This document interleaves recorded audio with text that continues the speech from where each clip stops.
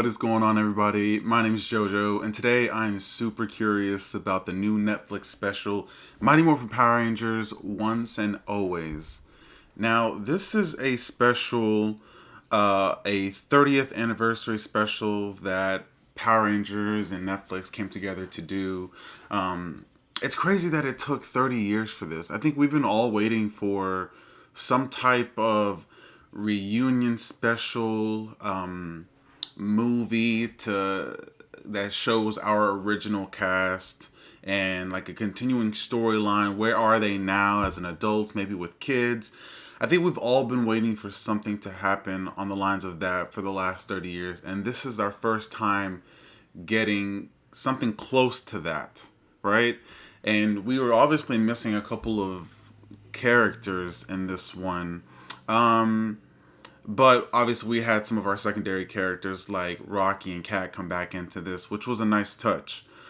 So today I'm just going to talk about spoilers, storylines, what works for me, what did not work for me, maybe some of the stuff that I was kind of like iffy on, and let's see. The Rangers come face to face with a familiar threat from the past.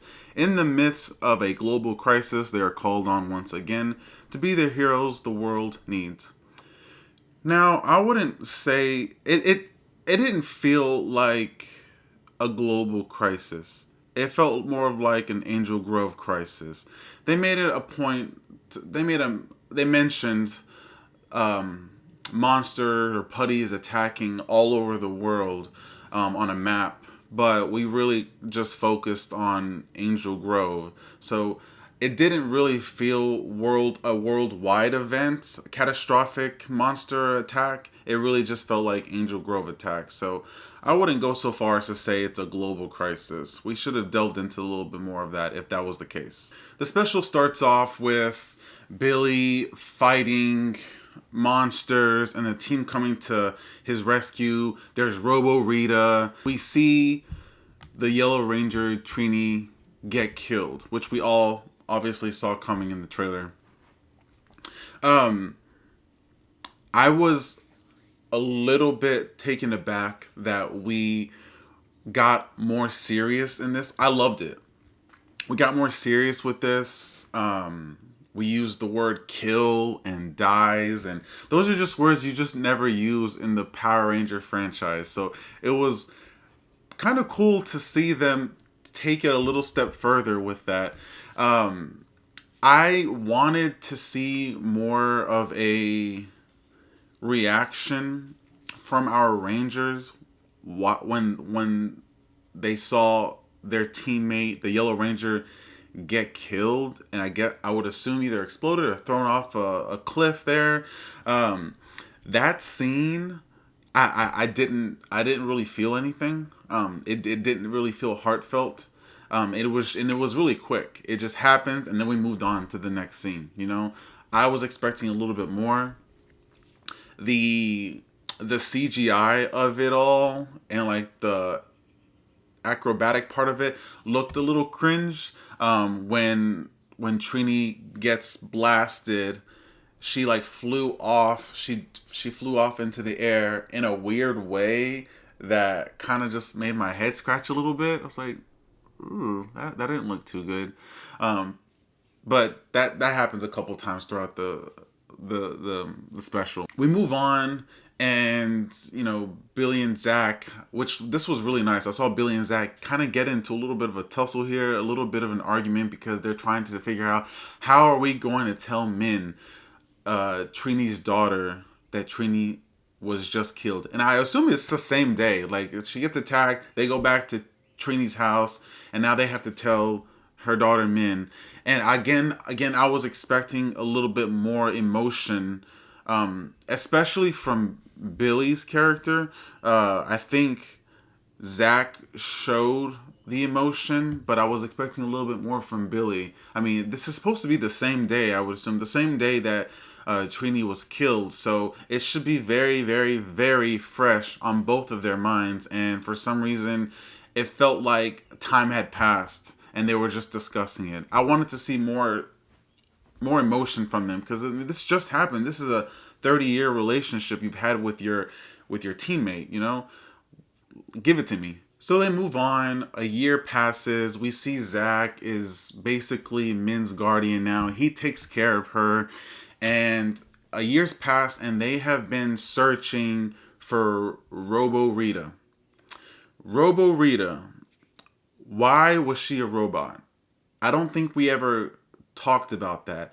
A lot of people speculated, myself included, that maybe King Mondo from Power Rangers Zeo had something to do with this. Maybe he created Robo Rita, and then we got the essence, the energy of the original Rita got transferred into the Robo Rita.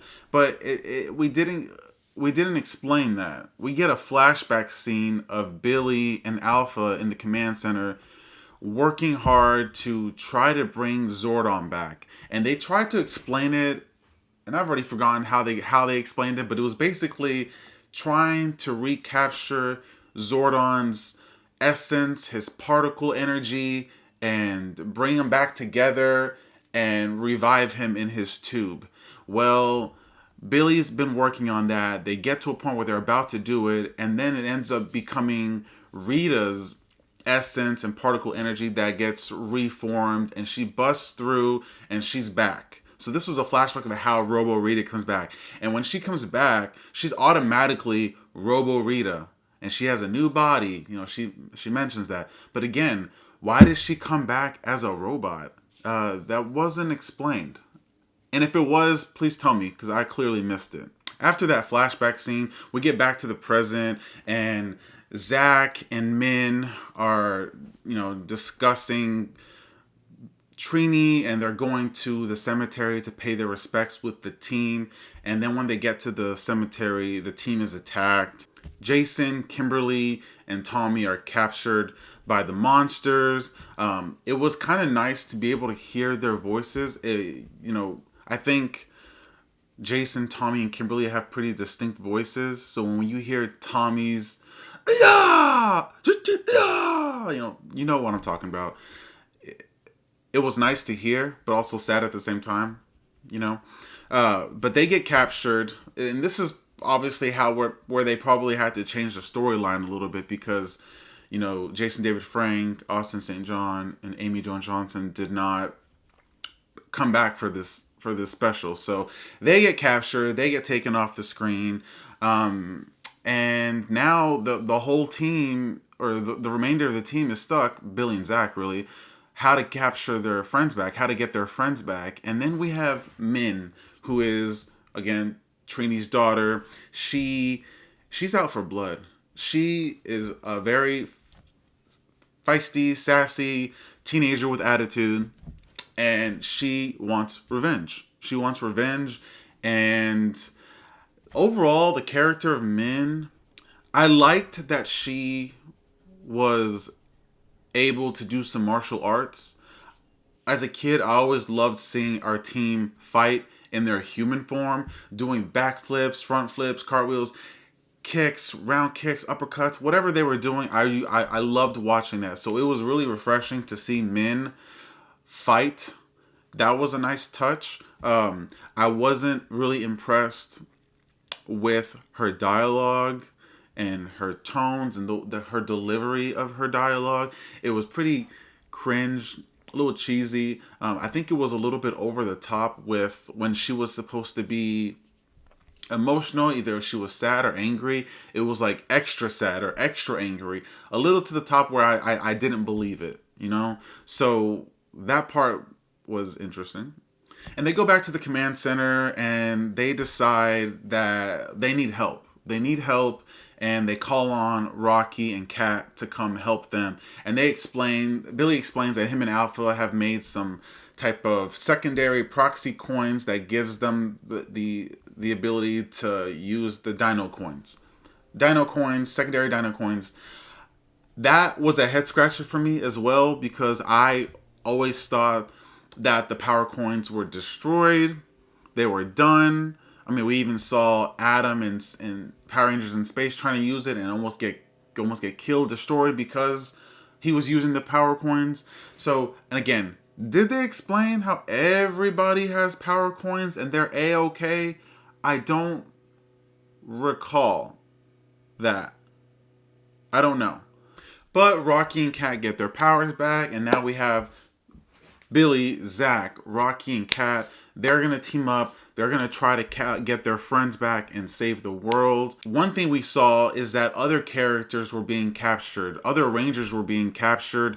Rita was using the Rangers' energies to create a time portal where she can go back to the past and tell her younger self everything that's happened up until now, what to do and how to destroy the Rangers before they become Rangers and just capture the world, you know?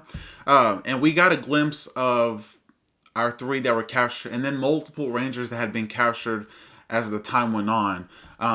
And we didn't see any cameos. I don't remember every Power Ranger that was shown that was captured, but I did see Tanya, Power Ranger Yellow, Zeo Yellow Ranger. And I did see Carlos, Power Rangers in Space, Black Ranger in Space, or Green Turbo. I did see them. I think it would have been nice to see a cameo from a couple of more Rangers. Maybe see them get captured for a quick second, just to see their face. Maybe see them get captured. But I also think it's because this was a Mighty Morphin Power Ranger special. So we tried to stick to our main Mighty Morphin Power Ranger cast, even our secondary characters like Rocky and Kat. Speaking of secondary characters, we did get a cameo from Aisha and Adam. Very underutilized. I wanted to see more Aisha and Adam. Now, it was safe to assume we weren't going to see them fight. That's fine. Looked like they were part of that Space Patrol Delta team. They were space patrollers who travel the galaxy and do whatever they were doing. But I would have liked to see one or two extra scenes of them trying to assist our team on Earth in a different way. Maybe they're in their space center and they're trying to get information out, and just an extra scene or two would have been nice from Adam and Aisha. They were definitely there for nostalgia. They didn't serve really any purpose to the storyline whatsoever. Seeing Billy lead the team was very refreshing. I think David Yost definitely deserved his moment to shine, and he did. I think Billy and Zach both deserved their moments to shine, and they both did. If I had to pick between the two, though, I'm going to say Zach was my favorite. I think Walter delivered his lines better. He showed emotion. I loved the relationship that Zach and Min had. He was her guardian. He was constantly trying to protect her and keep her away from danger. And even when she was yelling and upset about her mother and trying to get revenge, he was always trying to show her, this isn't the Power Ranger way. I understand you want to help and you want to become a Power Ranger, but this isn't how you do it. It was just a nice dynamic between the two. I think Walter did a great job, and he was absolutely the standout of this special. Now, once the team was together, there was, like I said before, they saw a map of several areas being attacked. They went out to fight them off, fight the putties, and once again, I wanted to see a little bit more human form fighting. We did get a scene of Rocky and Zach fight at the juice bar, which was a nice touch. I'm glad that we got to see a juice bar scene. I think that setting was set up just, again, for pure nostalgia. That was a quick moment. I did enjoy Min's fight because before Zach and Rocky showed up at the juice bar to fight the putties, Min shows up because she hears they're attacking. She wants to save them. She wants to be a hero. So she shows up at the juice bar to fight the putties.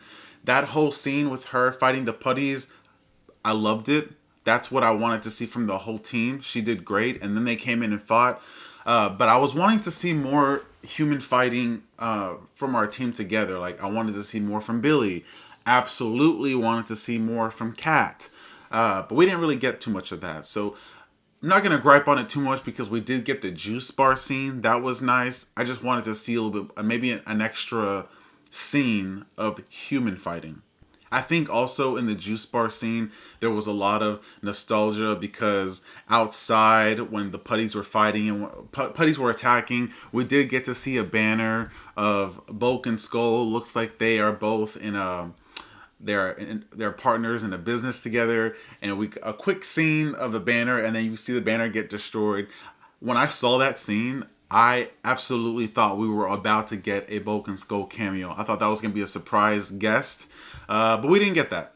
Was expecting a cameo right when I saw that banner. Didn't happen. In the juice bar, we did get to see Zach use his hip hop keto, and I loved how in this special they were a little bit more meta. They were a little bit more self-aware because Min is watching Zach fight, and she's like, are you breakdancing? Are you dancing right now?" And he mentions the hip hop keto. He does his dancing. He's fighting his putties. So that was really nice to see. Another thing I noticed, another meta moment for me was when the team shows up in their ranger form to fight the putties, and Kat says they still sound like angry turkeys because we know how the putties sound, and they really do sound like turkeys. So I loved how meta they were because we're thinking the exact same thing. The hip hop keto is really random, cheesy. The putties sounding like turkeys, funny, cheesy. I love that they were a little bit more self-aware this time around. I also enjoyed that they didn't automatically just make Min the Yellow Ranger. There was a small, a semi-plot storyline with her that she needed to become selfless, a selfless hero to become a Power Ranger. They didn't just give her a power coin and it's like, bam, you're the Ranger. She had to prove a point. So I think when she went to go fight the putties and try to save people, that was her trying to do good deeds to become a Power Ranger, and it wasn't working just yet. Later on, when the team is at Rita's palace, they're trying to capture their friends and they're fighting.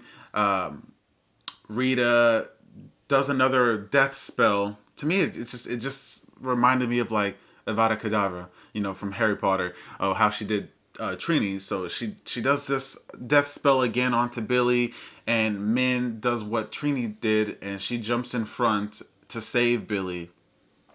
And from what I could tell, they didn't exactly say it, but it just for what it looked like she was attacked by the spell, but the blast hit her power morpher, her mother's power morpher, because she had it the whole time and just kept it in her jacket pocket.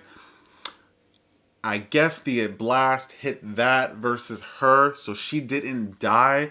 But the fact that she did like a selfless act by saving Billy made her worthy to become the Yellow Ranger.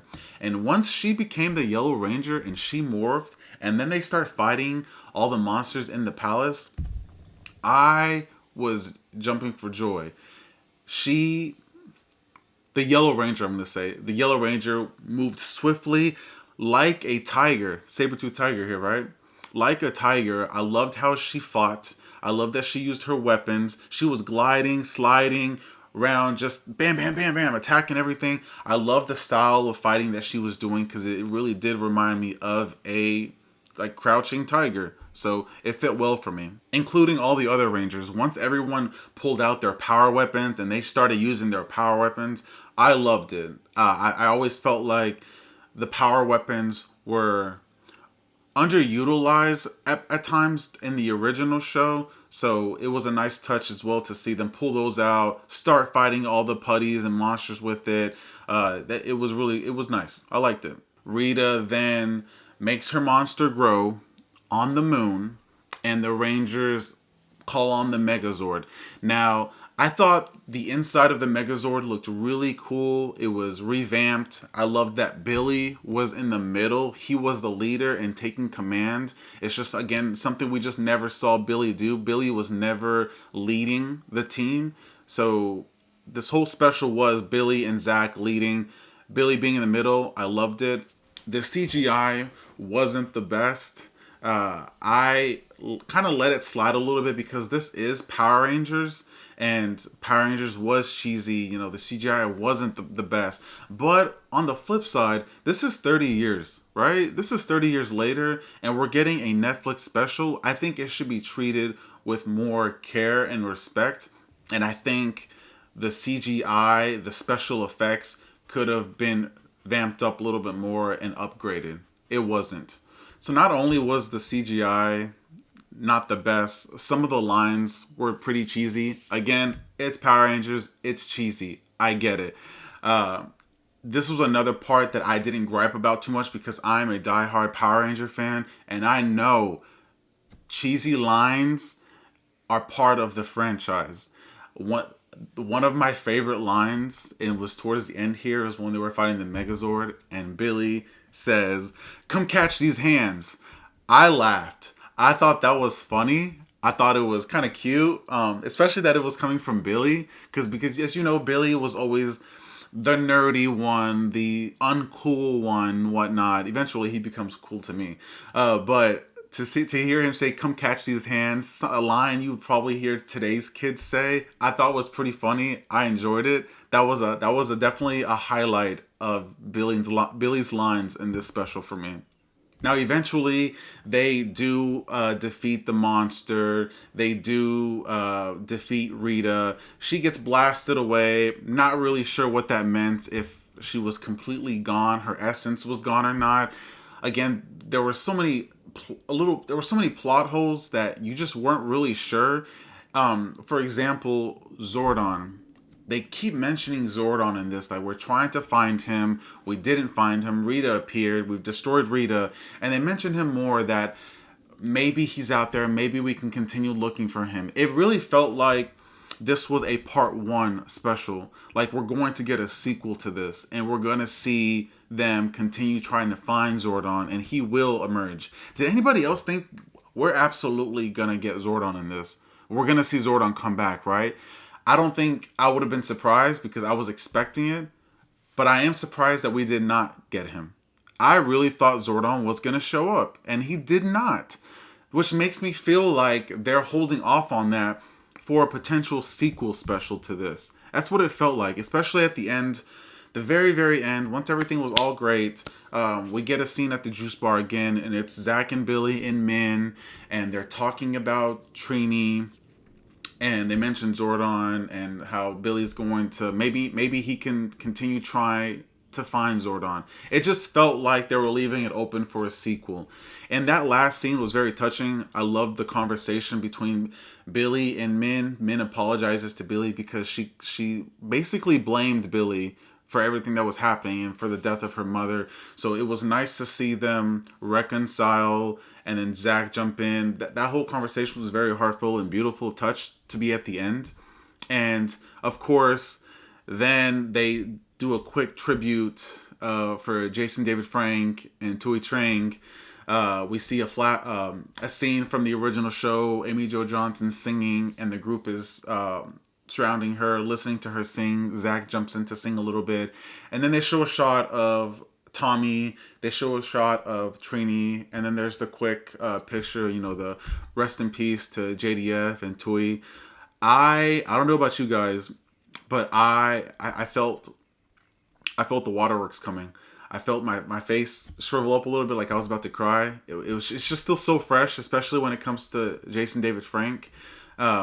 It was really sad, but it was very touching, and I'm glad that they threw that in at the end. Now, this special was filmed before JDF passed, so I know they had to go back in there and probably throw in a little something. So I'm glad that they did that, and I know all the fans appreciated it. And then we get that infamous outro scene with the music, and we see the cast, and they show the cast before and now, and it'll be like, David Yost as Billy, and it showed old Billy, then new Billy, and they did that for the whole cast. I loved it. They tried to replicate that whole outro scene and intro scene a little bit, but the intro and outro scenes being replicated was very nostalgic. I loved it. But overall, everybody, I enjoyed this special. It wasn't amazing. It was not horrible.